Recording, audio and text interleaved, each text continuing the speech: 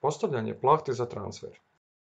Preklopite plahtu za transfer. Plahta za transfer mora biti uvijek u 2 sloja i trebate dodatnu plahtu za transfer u smjeru u kojem se transfer odvija.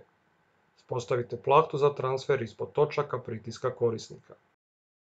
Točke pritiska dijelovi su tijela korisnika koji jako pritišću madrac. Uvucite plahtu za transfer ispod jastuka korisnika.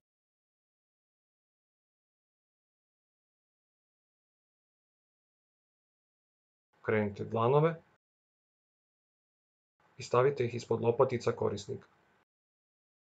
Postavite plahtu prvo na jednu, a zatim na drugu stranu.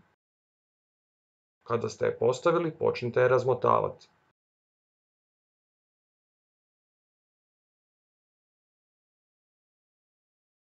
Ne zaboravite hodati oko kreveta kako vaše ruke ne bi bile na prevelikoj udaljenosti od vašeg torza.